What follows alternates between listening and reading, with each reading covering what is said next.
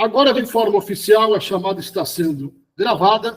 Muito boa noite a todos. Que Deus possa abençoá-lo. É bom ter vocês aqui com a gente. Sejam bem-vindos. Sintam-se à vontade, sintam-se acolhidos.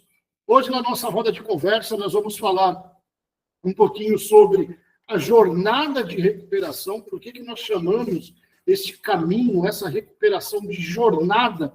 Por que ela leva esse nome? Nós vamos entender como que essa jornada ela se desenvolve. E aí, quando a gente fala de jornada de recuperação, a gente fala em todos os aspectos. A gente está falando tanto da recuperação familiar, na questão da codependência, quanto na questão do próprio indivíduo, né, o dependente químico que está entrando ou que já está no processo de recuperação. Nós vamos procurar entender, conversar bastante sobre isso, como que essa dinâmica ela se desenvolve, né?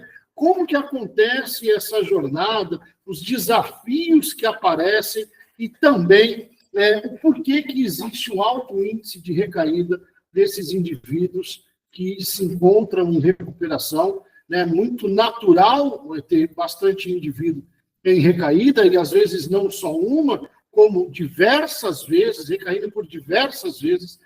Por que acontece tanto, né, desta maneira? Esse é o nosso objetivo de conversa aqui nessa noite. Eu quero, já de antemão, bastante gente chegando, sejam bem-vindos.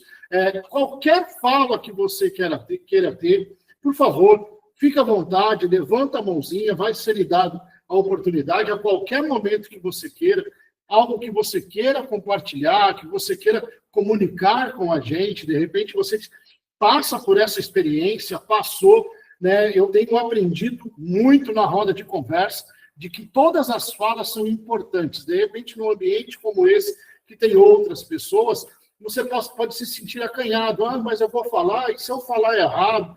Gente, não existe fala certa e não existe fala errada. Todos nós estamos na nossa jornada de aprendizado, de conhecimento, de crescimento. De repente, aquilo que você vai passar vai servir para outra pessoa que pode estar passando pelo mesmo problema que você.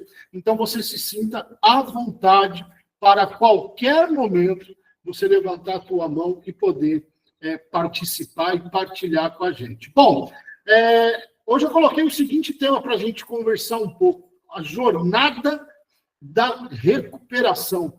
Por que a gente coloca a recuperação, né? Nós, por exemplo, eu que sou um adicto em recuperação há múltiplos anos, por que eu coloco a minha recuperação em primeiro lugar como uma jornada, né? Primeiro vamos entender aqui o que é uma jornada, né? Como que a gente pode conceituar, como que a gente pode trazer esse entendimento.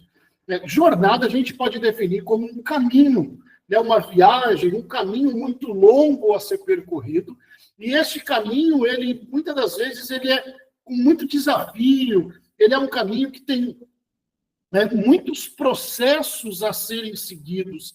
Então, nós chamamos esse caminho, com todos esses desafios, esse caminho, com todos esses obstáculos, com todo esse aprendizado, essa dificuldade, a gente coloca o nome de jornada, né? Porque não é uma coisa que eu vou daqui e ali, não. É uma coisa prolongada, é uma coisa que vai exigir processos, vai exigir passar por obstáculos.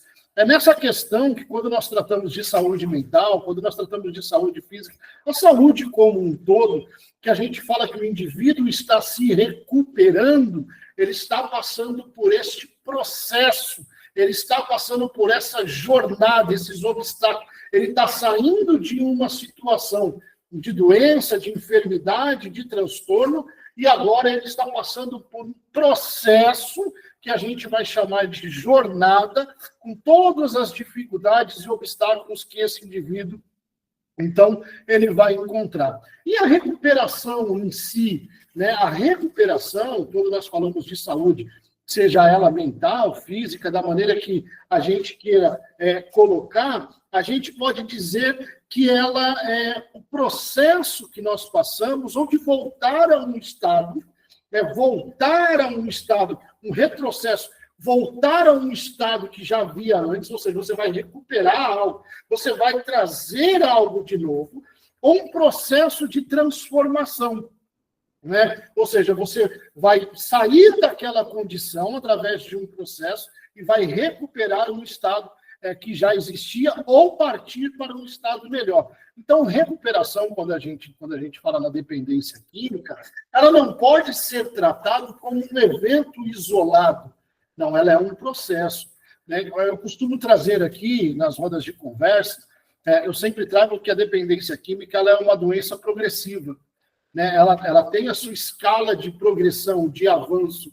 Aí você pega um indivíduo que dentro dessa escala de avanço e de progresso da dependência química, ele vem passando por processos destrutivos, ele vem passando por processos que muitas das vezes causam muito dano na sua saúde mental, na sua saúde física, nas suas relações com as pessoas, traz muito dano naquilo que ele chama de vida, muita perda, muito prejuízo, muito rompimento de laço, e isso é gradativo, até ele chegar numa condição mesmo de isolamento, de tudo, de todos, e de condições para poder sair disso, necessitando de um socorro, né, de uma ajuda. Então, da mesma maneira que a doença ela se desenvolve e progride, quando o indivíduo entra em recuperação, o caminho ele é o mesmo. Ele tem uma progressão, né, ele tem um crescimento, ele não acontece, né, de uma única vez. O indivíduo ele não vai entrar em recuperação hoje, a família, muitas das vezes,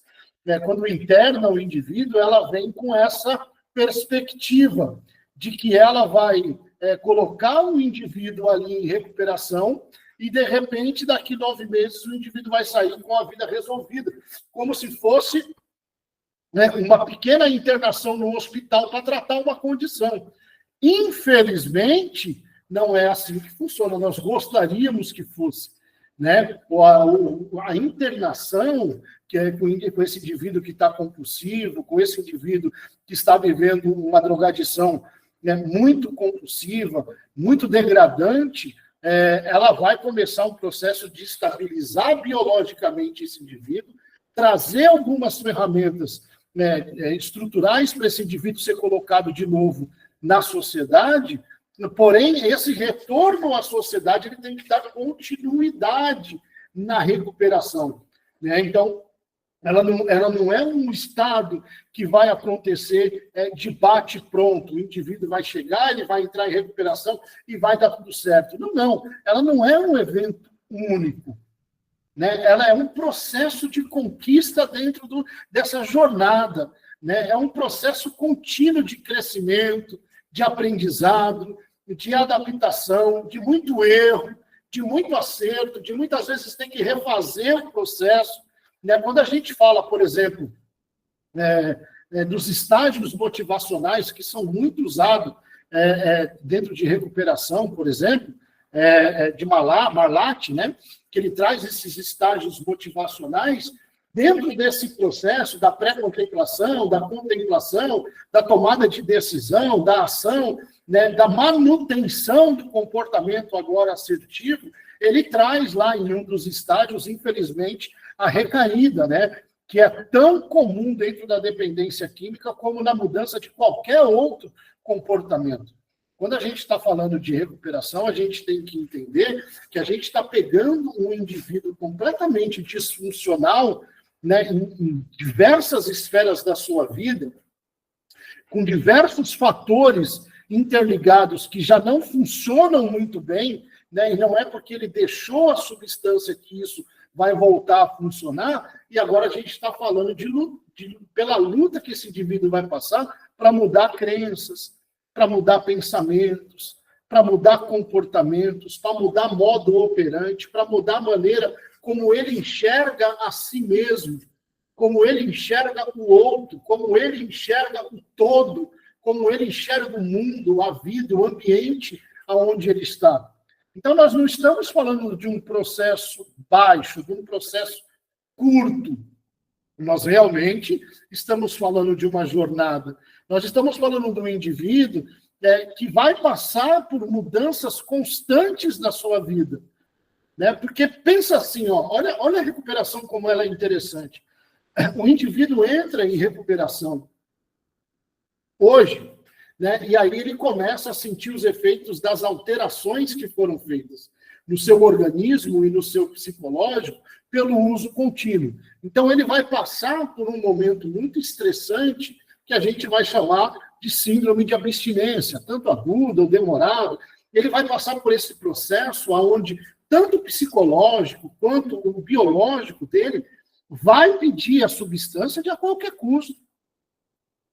Ele vai pedir, o indivíduo ele vai passar por esse momento de abstinência.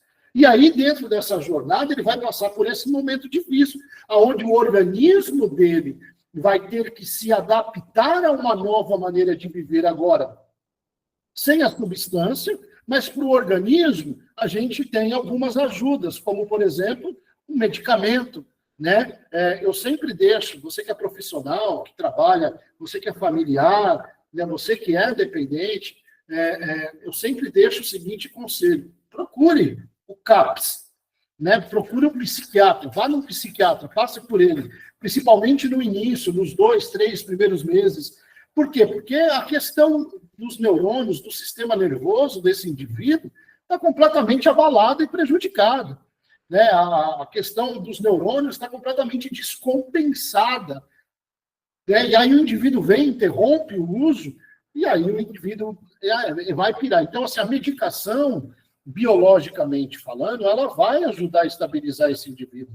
Né? Durante muito tempo se teve a seguinte fala: mas dar medicação para o indivíduo é trocar uma droga pela outra. Graças a Deus, essa visão não existe mais. Porque você não vai deixar esse indivíduo dependente agora dessa substância. Você vai estabilizar ele, você vai tirar a substância. O propósito da recuperação é que o indivíduo ele saiba lidar com as situações estressantes do dia a dia, as situações difíceis que acontecem, sem ele ter que recorrer à substância como ele fazia antigamente. Então, assim, quando que o medicamento ele é trocado pela substância que o indivíduo usava? Quando agora, em recuperação, o indivíduo passa por alguma dificuldade e vai atrás do medicamento, porque ele não tem habilidade para lidar com aquela situação. Esse tipo de medicamento, esse tipo de intervenção medicamentosa, ela não é saudável. Né? Pode ser que ela seja saudável no primeiro mês, para poder estabilizar esse indivíduo no seu humor, pode ser que no segundo mês, para poder trazer esse indivíduo uma normalidade, mas o interessante é que seja tirado, né? Porque tem a questão psicológica e emocional da dependência. E essa questão psicológica e emocional da dependência é onde vai morar o maior índice de recaída. Por quê? Porque muitas das vezes o indivíduo não vai saber lidar com as situações estressoras do dia a dia. Ele não vai saber lidar com um não. Ele vem com crenças muito disfuncional com aquilo que diz respeito a uma qualidade de vida, a interação com outros indivíduos, a interação no seu ambiente familiar, a sua interação no trabalho, muitas das vezes ainda é muito disfuncional. Então vai ter situações estressoras que ele não vai saber lidar. E como o indivíduo vem com aquela condição psicológica, que eu fico reforçando aqui, que é para a gente aprender mesmo, do reforço positivo e do reforço negativo, o indivíduo vai sempre atrás dessa substância para lidar com essas dificuldades. Então, na jornada de recuperação, a gente vai trabalhando muito essa questão, primeiro da psicoeducação, de ensinar esse indivíduo sobre a doença, de levar ele ao conhecimento de quem ele é. No segundo ponto, a gente dá habilidades, treinar, né, habilidades com esse indivíduo, para na hora da situação estressora ele não recorrer a nenhuma fuga. Ele saiba lidar com a situação. Vamos lá, doutor Eugênio, boa noite, querido. Boa noite, caros colegas. Augusto, tudo bem? Tudo bom, querido. Augusto, vamos lá. A minha pergunta tem outras subperguntas que você com certeza vai nos ajudar. Eu gostaria muito de saber, por exemplo, quais são as técnicas que vocês usam em termos de autocuidado e enfrentamento do adicto quando ele é internado, tá? Como manter a sobriedade desse paciente que é internado desde o início do tratamento e quais as atividades, por exemplo, Augusto, que trazem muito lado positivo. Além de também, eu gostaria de saber como manter esse indivíduo motivado e grato pelo trabalho que é realizado por vocês dentro de uma clínica ou de uma instituição na comunidade. Deu para entender bem? Deu sim, doutor Eugênio. Se de repente eu começar a andar pelos lados lá, o senhor refaz alguma pergunta aí, mas, ó, fantástico. Eu vou procurar responder sim. Primeiro, vamos lá. O que é usado, por exemplo, numa internação, e não só na internação, a gente pode fazer com isso com algum indivíduo que vai estar na sua casa, fazendo um tratamento externo, né? O que a gente procura criar? Dentro de comunidade é mais fácil, porque a gente cria uma rotina saudável, a gente chama de rotina estruturada. Então, por exemplo, o indivíduo, quando ele vem para a recuperação, ele vem completamente disfuncional no primeiro ponto, que a gente chama de horário. O indivíduo não tem hora. Ele está rendido ao prazer. Então, deu vontade, ele faz. Deu vontade, ele faz. Então, isso não tem dia, não tem hora, não tem lugar. Ele está rendido à sua vontade. Então, vamos lá. Primeiro passo. Vamos criar uma rotina saudável para esse indivíduo sair dessa condição compulsiva de egocentrismo. A gente chama de condição egocêntrica. Por que egocêntrica? Porque ele está preso dentro da sua vontade. Deu vontade, ele faz. Então, vamos lá. Rotina estruturada. Horário para levantar, horário para comer, horário para dormir. O que eu estou fazendo? Eu estou regulando o corpo desse indivíduo de novo. Ele precisa ser inserido numa rotina saudável. Então, o indivíduo em casa, por exemplo, em casa ele não vai ter alguém, ou se ele tiver, ele precisa entender isso, né? Trabalhar juntos, os familiares trabalhar juntos. É importante que ele levante cedo, que ele tenha uma rotina saudável, né? Por exemplo, que ele tenha condições de andar, né? Fazer um esporte ao ar livre, né? Porque o que acontece? Tudo isso daí que é questão de sobrevivência, que libera dopamina, foi perdido pelo uso. Então, o que a dopamina faz? A dopamina, ela trabalha para liberar prazer em sensações, em ações que nós temos, ela libera a sensação de prazer para que o comportamento seja perpetuado. Então, a dopamina é liberada em ações vitais, ou seja, aquilo que nos dá vida. Então, ela é liberada quando nós comemos, né? A gente come. Então, para poder perpetuar o comportamento da minha vida de comer, então é liberado dopamina, eu me sinto feliz, né? E aí, outra situação que é liberado dopamina, a questão da relação, da interação, quando eu intero com outras pessoas, aí é liberado dopamina. Outra questão, a questão da prática sexual, que é vital, né, para a perpetuação da vida, é liberado dopamina. Então, quando eu bebo água, é liberado dopamina. Quando eu faço exercício, é liberado dopamina. Então, qualquer condição que o meu corpo é submetido para uma condição vital, né, para aquilo que vai perpetuar a vida, ele libera dopamina. O problema é que o indivíduo, no uso de substância, trocou a condição vital da dopamina pela dopamina induzida. Ou seja, ele usa a substância e o cérebro libera uma grande quantidade de dopamina. Então, o cérebro criou um circuito de que essas coisas não são mais vitais. Não tem mais interesse. O indivíduo perde o interesse. Perde o interesse por uma boa alimentação, perde o interesse por bons relacionamentos, perde o interesse por cuidado. Ele perde, é totalmente perdido. Então, em recuperação, o que a gente faz? A gente cria essa rotina estruturada, porque já que o corpo não está recebendo mais a química para induzir essa dopamina, então essa dopamina precisa voltar a ser regulada pelo funcionamento natural pelo qual ela foi instituída. E qual é o funcionamento natural? Coisa saudável de perpetuação da vida. Então ele precisa voltar a ter prazer nas coisas naturais da vida. Então a gente vai colocar ele no ambiente, dentro desse ambiente estruturado, para que ele volte à rotina. A questão do autocuidado, vou dar um exemplo da comunidade terapêutica. O que a gente faz dentro de comunidade? O indivíduo, a gente desenvolve nele, né? A gente chama ele, explica, e a gente fortalece esse comportamento de que ele é responsável por tudo aquilo que diz respeito à vida dele dentro da comunidade. Então, por exemplo, higiene. Quem é responsável pela higiene do acolhido, do indivíduo que está em recuperação? Ele. Né? Então, a gente tem que ensinar, tá, gente? Agora, vocês não me levam a mal, não, mas é porque é verdade. Eu gostaria que você tivesse um tempo, um dia, e fosse fazer um voluntariado dentro de uma comunidade. A gente tem que ensinar esses indivíduos, porque eles perderam. Muitos deles já vêm numa condição que nunca fizeram. Então, vamos lá, rotina saudável. Toda sexta-feira, roupa de cama, lavanderia. Vai lavar tua roupa de cama, querido. Quem vai lavar? Você. Quem é que usa? Não, quem usa sou eu. Então, quem vai lavar? Não, sou eu. Ah, não, eu posso mandar para minha família lavar? A gente fala que não. Por quê? Porque ele precisa voltar a essa condição do aprendizado, do autocuidado.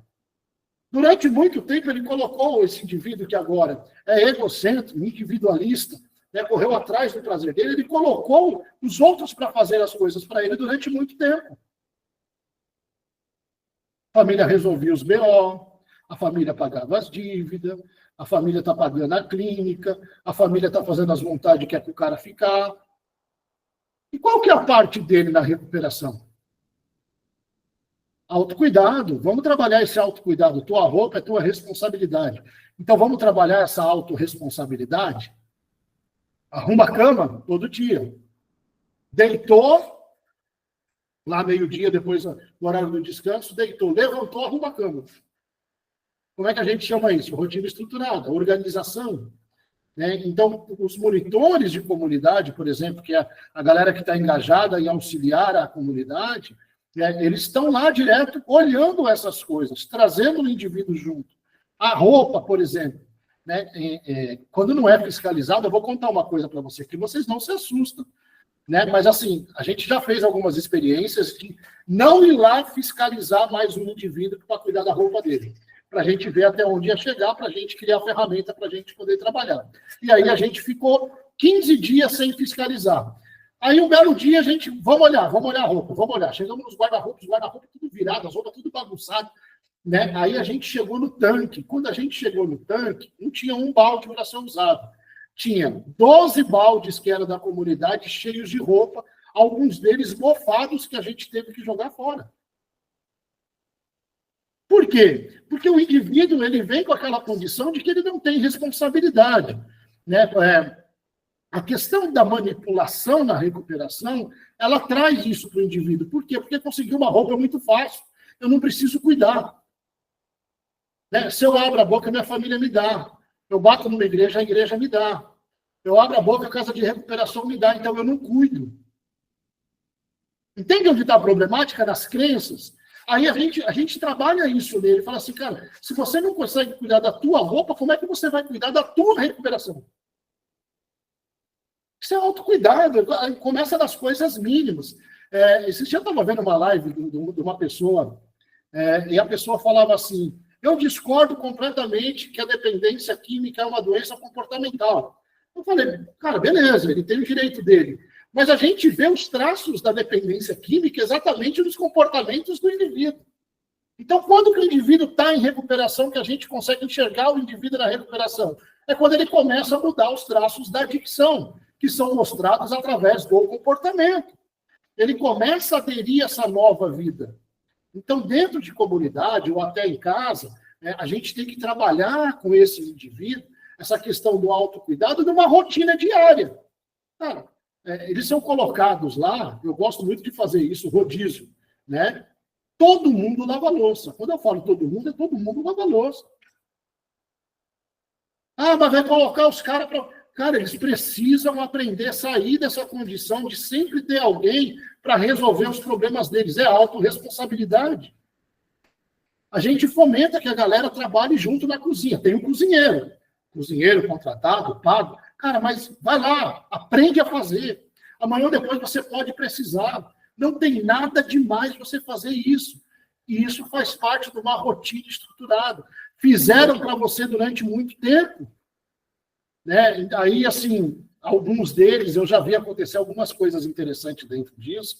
Por exemplo, que numa reparação que houve numa visita, reparação é quando o indivíduo ele vai pedir perdão para alguém, vai reparar os erros que fez. A família me chamou, ele me chamou lá, que ele queria fazer a reparação, queria que eu tivesse presente, e aí eu participei da reparação, ele abraçou a mãe, abraçou a irmã, abraçou os familiares que estavam lá, e ele pegou e falou assim, eu briguei com vocês durante muito tempo, e vocês me deram tudo e eu não via. Hoje, eu consigo enxergar o tanto que é difícil lavar uma roupa. Quanta roupa a senhora lavou minha? Vomitada, suja, que eu vinha da rua caindo de bêbado. Hoje, eu sei o que é limpar um banheiro. Quantas vezes eu fiz as coisas no banheiro e larguei lá para vocês limpar? Então, assim, esses pequenos comportamentos, né, essa pequena transformação na rotina diária, trazendo a consciência do indivíduo do que é realmente a vida, ela é o início de um processo, de uma recuperação, porque a gente está desenvolvendo nesse indivíduo o autocuidado, a autorresponsabilidade, que são duas coisas primordiais na recuperação. Se o indivíduo ele não cria uma questão de cuidar dele mesmo, sem ninguém ter que ficar direcionando ele, é o autocuidado, eu vou fazer isso por mim, sozinho. Né? Se eu não crio a autorresponsabilidade de fazer o que tem que ser feito, cara, eu vou sair do tratamento e vou recair. Então, esse é o tipo de direcionamento que a gente dá. Aí, doutor Eugênio, trouxe um outro problema, que é um problema que a gente enfrenta muito, que é a questão da motivação. Né? Porque, por exemplo, a gente está num ambiente fechado como de uma comunidade. O indivíduo sabe que, mesmo que ele não queira, mas para ele não arrumar um problema, ninguém ir lá falar com ele, que, como eles mesmos dizem, eu não quero que ninguém fique me enchendo o saco, então eu vou fazer, ele acaba fazendo, às vezes, sem nem motivação. É natural. Mas todo comportamento, para ser alterado, ele não precisa exatamente da motivação. Ele precisa de disciplina. Né? Então, você pega, por exemplo, assim, o exemplo mais claro que eu posso dar nisso. Um indivíduo que ele tem um foco de ter um corpo perfeito. Né? Ele está lutando, ele quer perder peso, ele quer adquirir massa muscular, ele quer se preparar, ele quer fazer aquilo, ele tem um objetivo. E aí é criado um plano para esse indivíduo atingir esse corpo de 5 vezes por semana durante 1h30 na academia. Vai chegar o dia, ou os dias, que ele vai falar para ele mesmo, hoje eu não quero ir. Hoje eu estou sem vontade de ir. Não estou motivado o suficiente para ir. Então, o que a gente trabalha com esse pessoal em recuperação? Eu não posso me colocar hoje numa condição de fazer só quando eu estiver motivado. Então, mesmo que eu não estou motivado, eu faço pela disciplina. Então, eu vou disciplinar a minha rotina para mim fazer mesmo sem motivação, porque eu tenho um objetivo maior. Quando que o indivíduo não consegue fazer isso? Quando ele desfoca do objetivo. Então, se o indivíduo ele dá uma desfocada do objetivo dele, ele vai ter um retrocesso nesse estágio motivacional, que a gente chama, né? Então, por exemplo, o estágio motivacional tem lá pré-contemplação. O indivíduo não enxerga o problema, ele não consegue contemplar. Aí ele passa por outra fase, a contemplação. Opa, agora ele já está contemplando, de fato, o problema, mas ele ainda não tomou nenhuma ação concreta. Ele está vendo o problema, realmente eu sou assim mesmo. Acho que eu preciso mudar isso, ou mudar aquilo. Né? Ele ficou no campo de eu acho que eu preciso. E aí ele tem um outro estágio, que é a preparação, quando o indivíduo ele começa a preparar essa mudança. Então, o que eu vou fazer? Eu vou atrás, como que eu vou fazer isso? Eu vou levantar cedo, de tal hora até a hora eu vou fazer isso, eu vou planejar meu dia assim, e eu vou... Então, ele começa a preparar o dia dele, ele começa a preparar a semana dele. Né? Ele começa a ter aquele preparo mental, ou às vezes ele começa a colocar no caderno, né? Mas isso daí não passa de uma preparação. Enquanto o indivíduo está se preparando, ele não tomou nenhum tipo de ação concreta. Ele pode parar ali exatamente na preparação. E aí, depois da preparação, quando ele está realmente decidido, ele parte para a ação. Né? Chegou segunda-feira. A galera faz muito isso final de ano, né? Não, começo do ano agora, você vai ver. Virou o ano, eu vou fazer um regime. Virou o ano, eu faço academia. Virou o ano, eu começo a juntar dinheiro. Virou o ano. Então, a galera está preparando, né?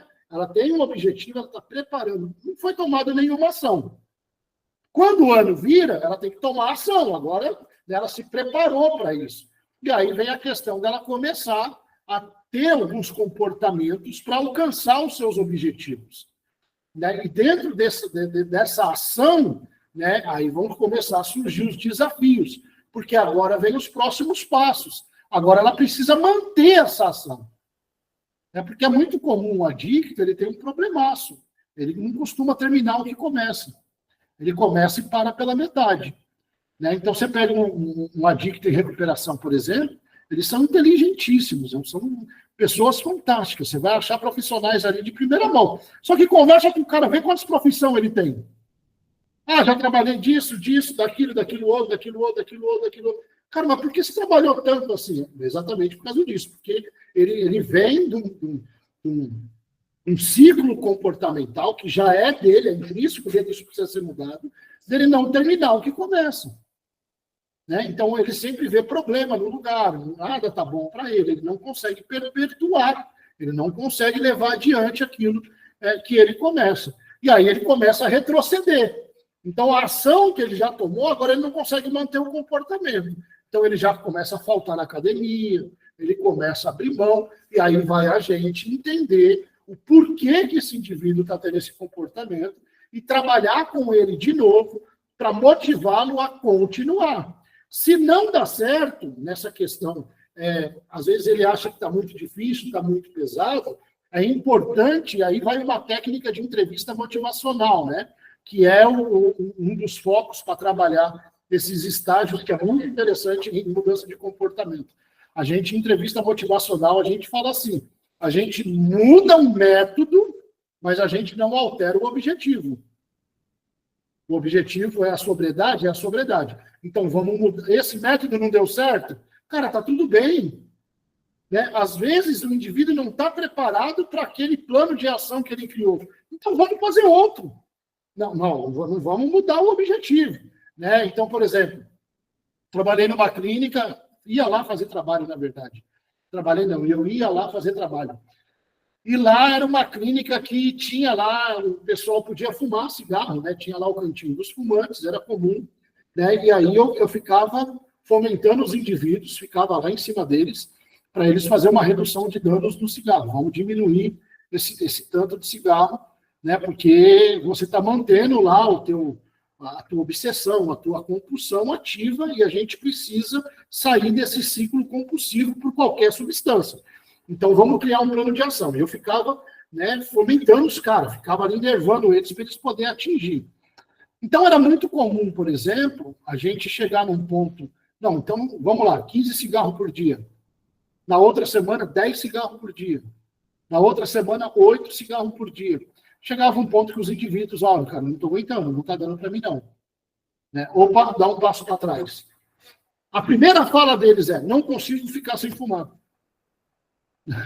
Né? Eles já queriam mudar o objetivo. E o nosso foco não é mudar o objetivo. Então, vamos mudar a estratégia. Cara, você não está conseguindo 8, vamos voltar para 10. Né? Vamos voltar para 10 e a gente vai ver outro plano de ação. Como é que a gente vai fazer? Não, mas está difícil. Cara, mas ninguém falou que ia ser fácil. É difícil mesmo. Né? Então, assim, como que a gente faz para motivar esse indivíduo? Em entrevista motivacional, nós vamos fazer um curso, ficou para o dia 29, tá, doutor Eugênio? Porque eu tenho uma demanda ali, dia 29, nós vamos fazer um cursinho de 3 dias sobre as abordagens terapêuticas, nós vamos falar de terapia racional e emotiva, nós vamos falar dos estágios motivacionais, entrevistas motivacionais, vai ser bem interessante, mas em entrevista motivacional, a gente trabalha bastante uma coisinha que a gente chama de discrepância. Né? O que é discrepância? É aquilo que eu quero alcançar com o comportamento que eu tenho hoje. Então, eles são antônimos, eles andam na contramão.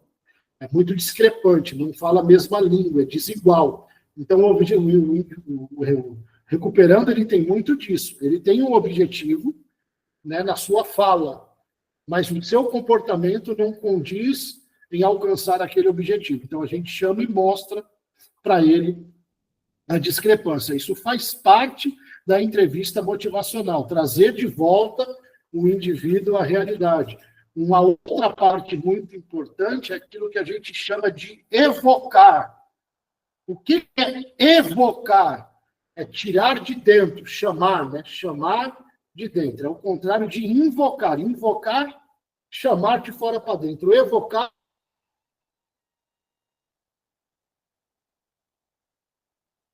isso pelo qual ele quer alcançar esse objetivo. Então, as razões a gente vai achar várias na recuperação de substância. A família, não, cara, eu não posso mais usar porque senão eu perco minha família. É uma razão fantástica. É a ideal? Não é. Mas a ideal vem com o tempo. Por que a família não é a ideal para a recuperação? Não é a chama principal da recuperação, não é o foco da recuperação do indivíduo. Porque qualquer desacerto que esse indivíduo tiver com a família, qualquer frustração no ambiente familiar pode ser um gatilho para ele voltar para usar. Então, eu já vi muito caso acontecer do indivíduo falar para sua esposa, assim, por exemplo, eu fiquei lá esse tempo todo internado para você, por causa disso, e agora você vem me falar isso, eu tenho que usar droga mesmo, olha aí que loucura. Né? Por quê? Porque o objetivo dele estava muito focado, que ele colocou na cabeça que se ele fizesse tal coisa, ele ia alcançar tal objetivo, só que eles colocam esse objetivo nos outros. Né? Não, eu vou fazer isso para a mulher poder me dar uma chance com ela. Né? O objetivo dele não é dele, é do outro. Eu vou fazer para ela fazer isso. Né? Então, tudo isso a gente tem que olhar e trabalhar. Qual que é o objetivo principal? Eu mesmo. Eu tenho que estar bem independente da situação que vai acontecer. O que vai acontecer amanhã, eu não sei. Eu posso ter uma frustração com a minha família, com a esposa, né? Eu achar que eu vou sair de recuperação, minha família vai estar tudo bem, e pode não acontecer isso, eles não me querer mais pelo tanto de coisa que eu fiz. Pode acontecer? Lógico que sim. Mas e aí, eu vou voltar para a droga de novo? Não. Eu tenho que estar bem, né? Eu tenho que estar bem para mim. Então, a gente evoca desse indivíduo, tira de dentro dele os objetivos que ele tem, a força que ele tem para alcançar esse objetivo, mas a gente vai sempre regulando no meio do caminho, mostrando para ele que o mais importante de tudo é ele. Consegui responder, doutor Eugênio, nesse monte de coisa que eu falei? Oi, Augusto, com certeza. Tenho certeza absoluta que você respondeu a tudo. Foi muito bem colocado e é mais um aprendizado que nós tivemos na noite de hoje com as suas colocações. Muito obrigado, Augusto. Obrigado, viu, doutor? Dentro dessa jornada de recuperação, o que a gente consegue compreender? Que esse processo de recuperação, ele é muito dinâmico. Né? Por que eu falo que o adicto ele vai morrer em recuperação? Porque a dependência química ela é uma doença que tem um índice de recaída muito alto. E por que ela tem? Não é porque o indivíduo tem vontade de usar a substância. Não é isso. A gente precisa entender isso no indivíduo. Né? Eu posso afirmar com toda certeza. Eu não tenho vontade nenhuma de usar substância. Não me dá fissura, não me dá vontade, eu sinto cheiro, eu passo perto, eu convivo com pessoas que fazem isso, eu falo sobre isso. Eu não tenho vontade nenhuma de usar essa substância. Mas eu posso ter uma recaída? Posso. Como que eu posso ter uma recaída se eu não tenho vontade? Vou explicar esse processo para vocês. O que acontece na recaída? Deixa eu só permitir uma pessoa que está chegando aqui, pronto. O que acontece no processo de recaída, principalmente da pessoa que já está um tempo em abstinência? Todos nós temos uma coisa gravada, que grava na nossa cabeça, chamada memória. Né? Memória. Nós temos uma memória fantástica. Tudo que a gente faz, a nossa memória registra. Tudo. Exatamente tudo que é feito. A nossa memória registra. Inclusive, as reações das nossas ações. Então, por exemplo, está um sol muito quente, eu estou andando na rua, aí eu vejo lá um quiosque, uma barraquinha, uma banquinha, né, com uma garrafa de água. Né? Na hora, a minha boca saliva. Por que a minha boca saliva quando eu olhei para a água? Porque a minha memória, meu cognitivo, foi lá, acessou dentro da minha memória que eu estou com sede, que aquela água, naquele momento, seria benéfico para mim. Aí o meu corpo responde. Como que ele responde? Através da saliva.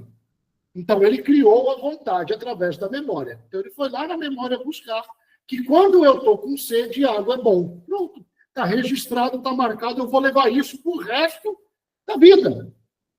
Por exemplo, uma comida que a gente come, né? Está fazendo, eu não sei se você gosta ou não, eu, como bom gordo que sou apaixonado, por exemplo, por dobradinha. Tem quem não goste, eu gosto. Quando eu chego na minha casa, que minha senhora, minha mãe, está fazendo uma dobradinha, e eu entro na sala e sinto o cheiro, a minha boca, na hora, saliva. Eu já faço, deu até mais fome agora. Por quê?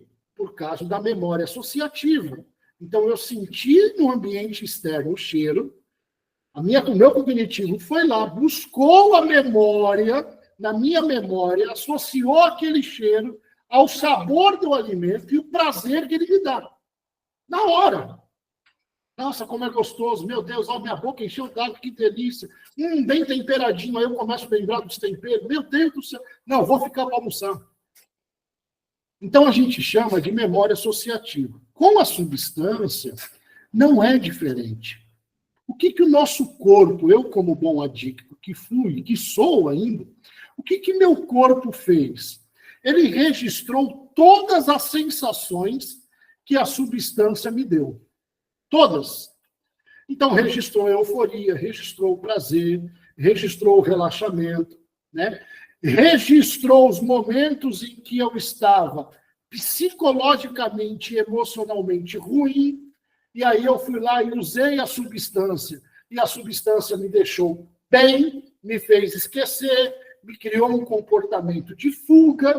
Então, ela não registra, não é só o gosto, ela registra também, né, o que ela faz, o que a substância faz. Né? Vamos voltar lá para o reforço negativo. O que é o reforço negativo?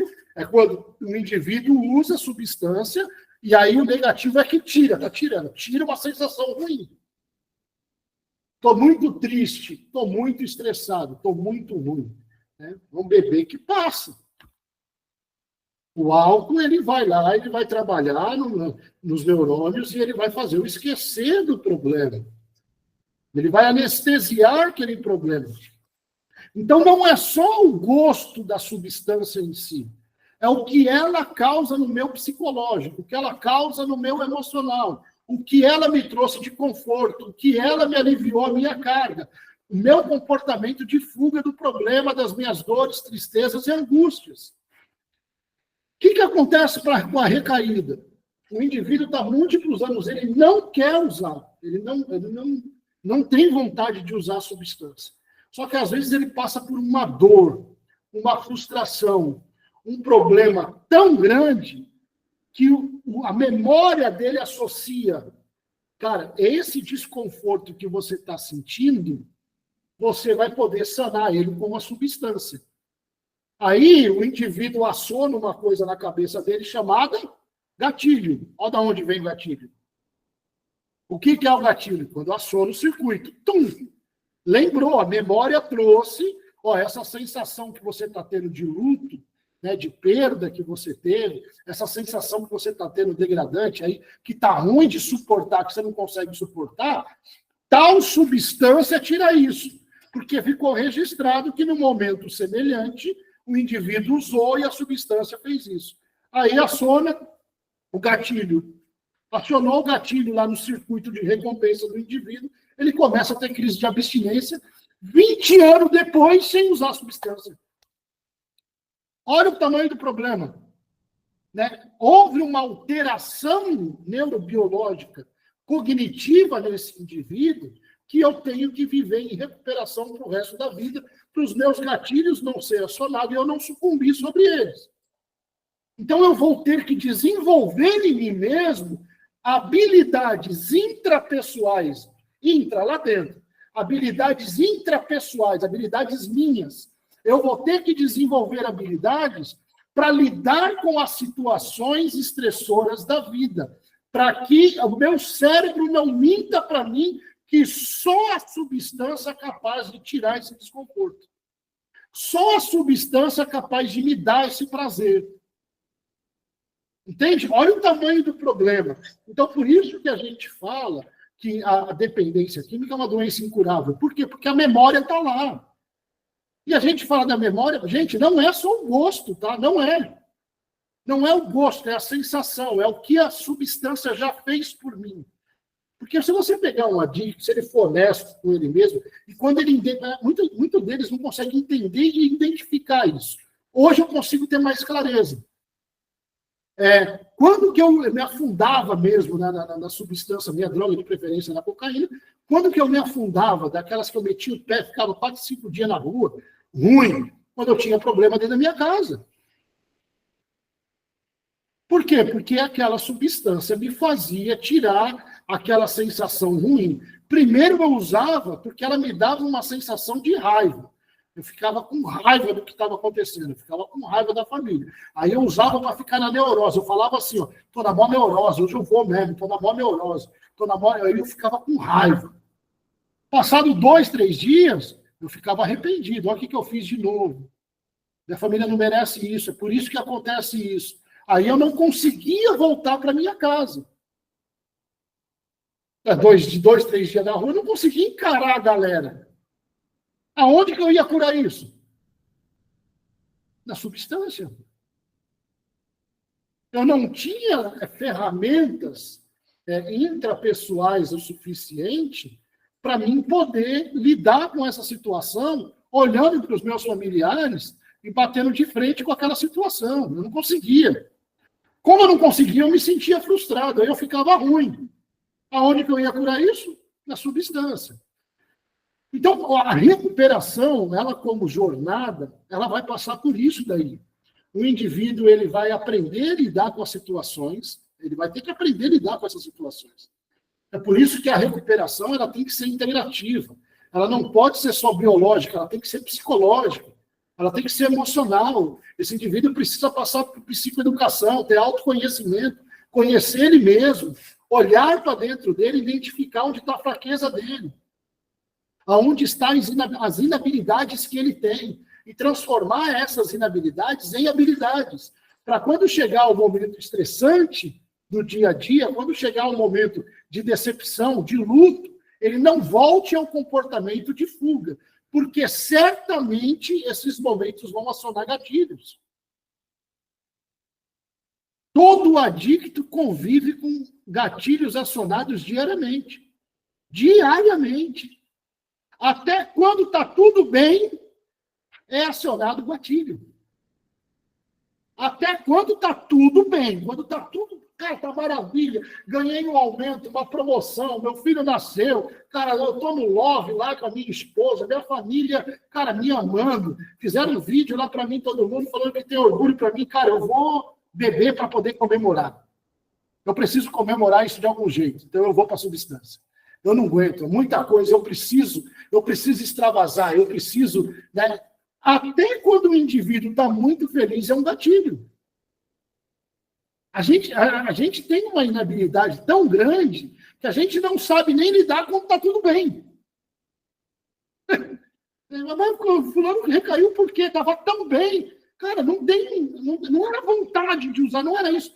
É o circuito de funcionamento, circuito comportamental. Acionou o gatilho, está tudo bem, cara. Está tudo bem, vai lá, está tudo bem, está tudo tranquilo. Usa, relaxa, está tudo bem, está tudo tranquilo. O cara é mesmo, dessa vez eu vou fazer tudo diferente. Eu não vou mais vacilar, eu vou usar, aí ele começa a mentir para ele mesmo. Eu vou usar sem vacilar, vai ser só final de semana, vai ser só uma vez por mês, vai ser só hoje, vai ser só um gole, vai ser só uma tampinha de garrafa. Ele mente para ele mesmo e ele cai na manipulação dele mesmo. Por quê? Porque ele não sabe lidar com isso. Ele não sabe ser feliz, ele só sabe ser eufórico. Olha a diferença. A felicidade do adicto é euforia. E da euforia ele perde o controle. Esse é o circuito, né, que o indivíduo cria, que ele desenvolve comportamental na adicção. Então, pensa assim, o indivíduo começa a recuperação, ele vai criando habilidade. Quanto mais habilidade ele cria, mais ele funciona melhor. Quanto mais ele funciona melhor, mais ele muda o ambiente dele. Bom, ele está funcionando melhor, ele não quer mais as velhas amizades. Agora ele quer outras amizades. Ele tem outros objetivos, ele começa a buscar outras coisas. E ele começa a participar de ambientes diferentes. Nesses ambientes diferentes, as habilidades que ele tinha daqui até aqui já vão ser poucas. Ele vai ter que ter outras habilidades para lidar nesses ambientes mais difíceis. E aí os ambientes difíceis vai exigir dele mais força. E esse indivíduo vai se adaptando. E ele vai desenvolvendo a recuperação dele. Ou seja, ele vai crescendo na vida e mudando o ciclo social. As coisas começam a dar certo e começam a acontecer. Quanto mais certo dá e quanto mais as coisas acontecem, mais habilidade ele precisa ter. Ou seja, é um ciclo contínuo de crescimento que não tem fim. Não dá para o indivíduo falar, cara, eu estou em recuperação, estou progredindo na vida, né? Eu estou progredindo na minha vida, eu estou indo tudo bem, mas eu não estou mais em recuperação. Cara, não tem como ele falar isso. Porque se ele deixar de se vigiar, se ele deixar de olhar, se ele abandonar o autoconhecimento, buscar essas práticas de desenvolvimento pessoal, buscar essas práticas de desenvolvimento de habilidades conforme ele vai crescendo na vida, vai chegar um momento que ele vai estar lá com a conta cheia, com o carro na garagem, com a família tudo bem, ele vai olhar para o lado, ele não vai saber o que fazer. Ele vai falar, e agora? O que eu faço? Eu vou ali, rapidinho, já volto, tá tudo bem, ninguém vai desconfiar, ninguém vai saber. Então, a recuperação é uma jornada contínua, não é que o indivíduo vai estar sempre ruim, não é. Ele vai dar bem na vida. Né? E quantas histórias a gente não ouve do indivíduo estar bem, 10 anos, 15 anos de recuperação e teve uma queda. Então, assim, não é que o indivíduo vai estar sempre ruim, não, ele vai estar bem. Só que esses momentos que ele está bem, também a gente tem que estar de olho nele e ele tem que entender que ele não pode abandonar a recuperação.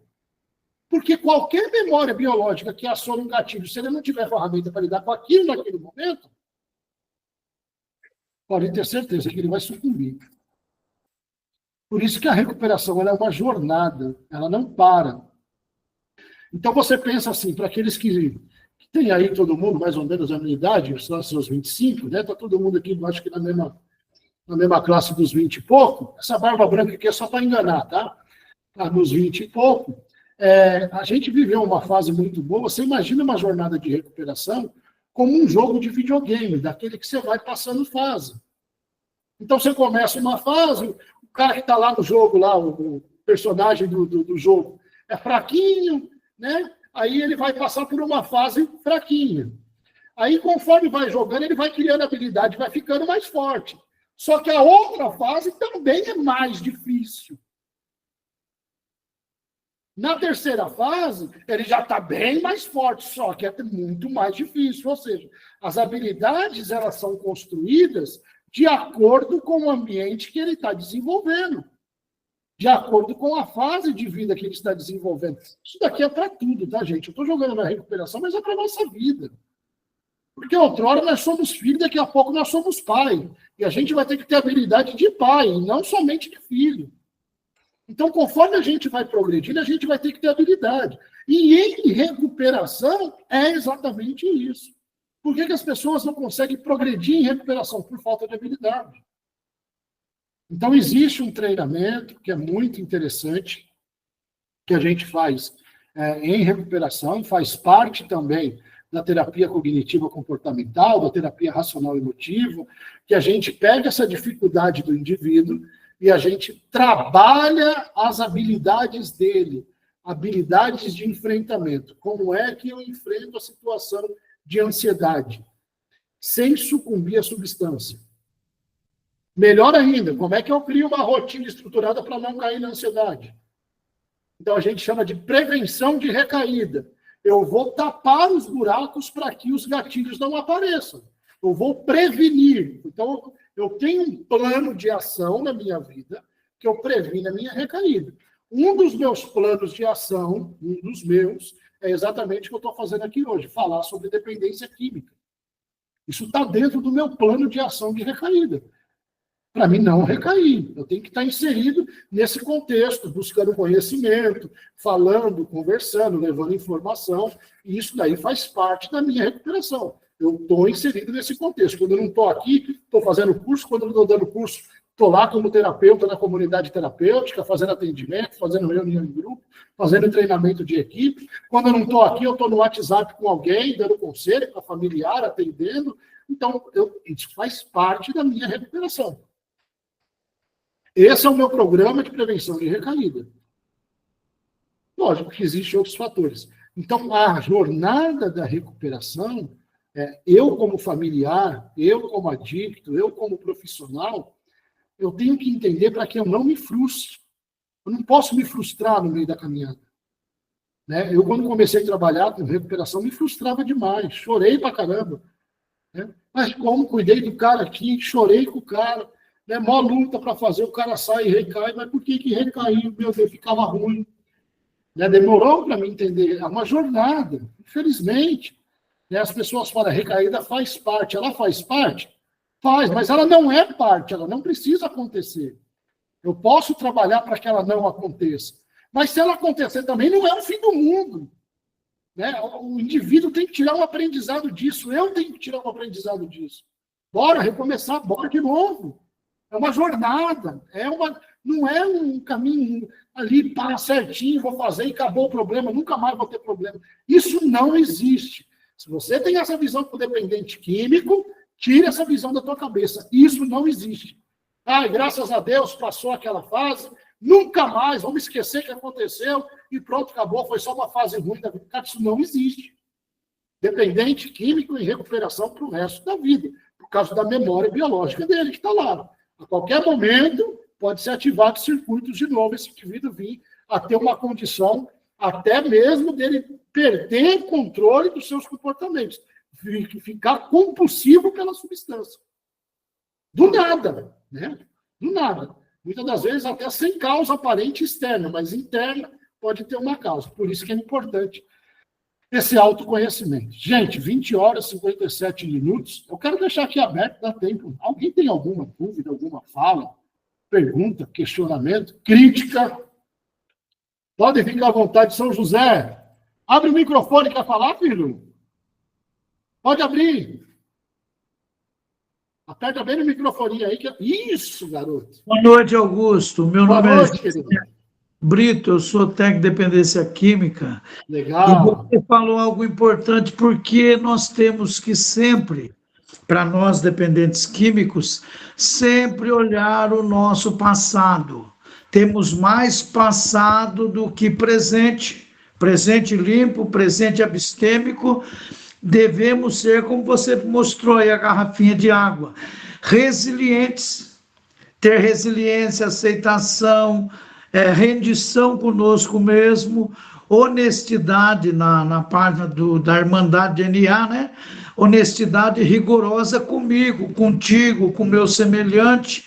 Dentro desse fator, eu vou trabalhando a minha recuperação no dia a dia, né? E a minha doença sai pela minha boca. E a cura? E a cura entra pelo ouvido. Pelo ouvido, perfeito. E é exatamente isso que está faltando muitas das vezes. Muito obrigado, prazer em conhecê-lo, imensa gratidão, tá? Tamo junto. Prazer, José, obrigado. Obrigado, espero ver você mais vezes aqui. Vamos marcar um dia aí, ó, para tu trazer um conhecimento para a gente aqui. Vamos conversando. E deixando para final, então, na última página da Irmandade, diz que o fruto de trabalho de amor, que é o meu amor comigo, com o meu semelhante, ele produz o seu efeito na colheita. E esta colheita, ao meu ver, é todo momento. Toda vez que eu não uso, não consumo, ou eu não tenho um pensamento destrutivo e nenhuma atitude destrutiva, ele produz o efeito no tempo certo. Fantástico. Exatamente isso. Obrigado, seu José. Tamo junto. Brigadão, cara.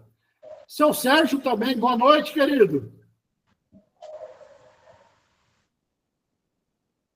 Microfone fechado. Pronto. Boa noite, abriu? Boa noite. Sou Augusto, muito prazer. Prazer, querido. Eu sou psicanalista e eu tenho uma dúvida. Eu sou formado recentemente, né? Comecei com os atendimentos há uns 2, 3 anos. E acontece que eu tive uma paciente que ela me relatou logo no início das sessões que esporadicamente fumava maconha, né? Uhum. E assim, eu conversei com a minha supervisora, e a minha supervisora me cobrou que eu deveria tocar nesse assunto. Quando a minha paciente me procurou, não era referente à maconha, tanto é que a maconha surgiu assim de um assunto Uhum. paralelo, né? E durante algum tempo eu fui conversando, fui conduzindo a sessão e não entrei nesse assunto da maconha. Quando eu entrei no assunto da maconha, a minha paciente não participou mais das sessões, simplesmente Ah, sumiu, né?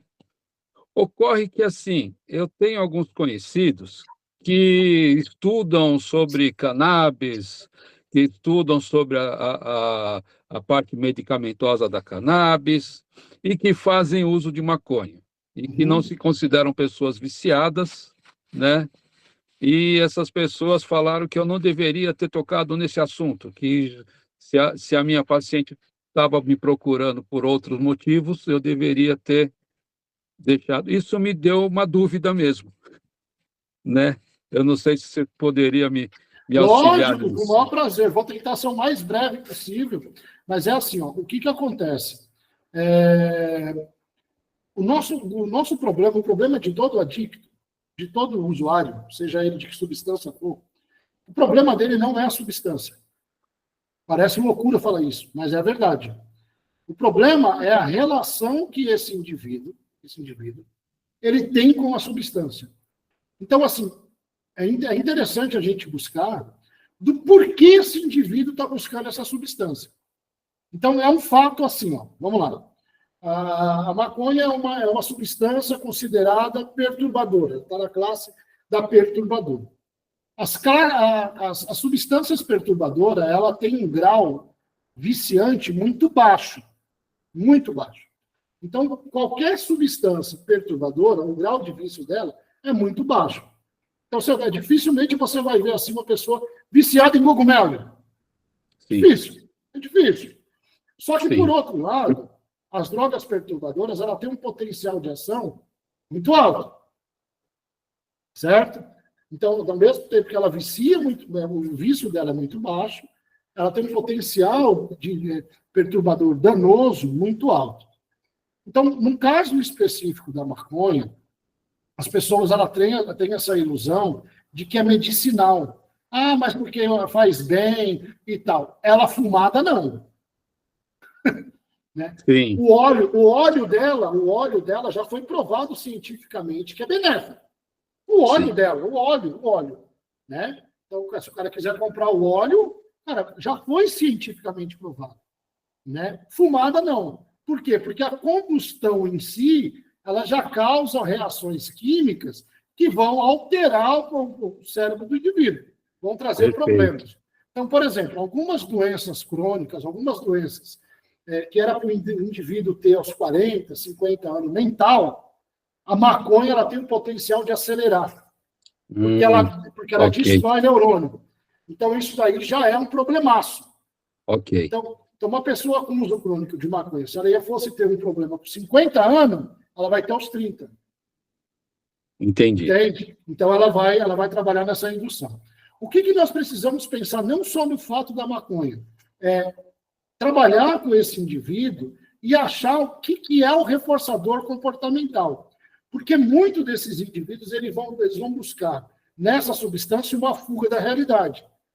Então, nós não vamos trabalhar com a substância que ele usa, nós vamos trabalhar com a fuga da realidade. Mas, cara, por que você fuma maconha? Qual é a sensação que te dá? Em que momento que você usa? Né? Achar o porquê desse uso.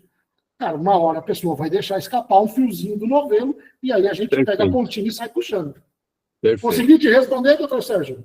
Tá ótimo, perfeito, perfeito. Muito Beleza, obrigado, muito obrigado. obrigado. Eu acho que é mais ou menos isso daí. Precisaríamos de tempo para discorrer, mas o problema da dependência química nunca é só a substância, é a relação que o indivíduo tem com ela. Tá bom? Perfeito, perfeito. Beleza. Gente, 9h05, passei 5 minutos, eu procuro sempre ser muito ético nisso. Nós começamos às 8h, terminamos às 9h. Eu quero estender o teu convite aqui. Quarta-feira que vem, 8 horas, nós estaremos aqui, né, de novo. Se você não está no grupo lá, da TT Maeda, na comunidade da TT Maeda, Dependência Química, entre em contato com ela, porque, assim, certamente você entrou aqui por um grupo, né? E aí, esse grupo, né, você entra em contato com quem postou, a gente vai te direcionar lá para você estar recebendo a apostila. Todo evento eu faço uma apostila. Toda quarta-feira tem esse estudo que foi falado hoje, vai sair minha apostila, para você poder pegar e juntando isso, juntando material. Tem uma pergunta aqui da Vitória Gabriela no chat. Podemos inventar um nome para o paciente, já que é fora de ética divulgar o paciente? É interessante, a gente nunca trabalha com nome, nunca, a gente trabalha com estudo de caso. Então, assim, tem um caso, aconteceu tal caso, e aí tal caso assim, assim, assim, pronto. É estudo de caso. Paciente, então a gente trata como paciente mesmo, acho que fica mais ético, né, do que a gente colocar nome, e nesse nome tem alguma semelhança com alguém. De repente a gente coloca o nome da pessoa lá de Maria, e aí tem uma Maria ouvindo, vai achar que o caso é semelhante, é dela, está falando dela. Então a gente, quando faz estudo de caso, não, tem um paciente que esse paciente, eu, no meu ponto de vista, acho que fica melhor. Tá bom? Gente, obrigado a todos, que Deus abençoe. Até quarta-feira que vem. Tamo junto. Obrigado por vocês estarem aqui, pela confiança.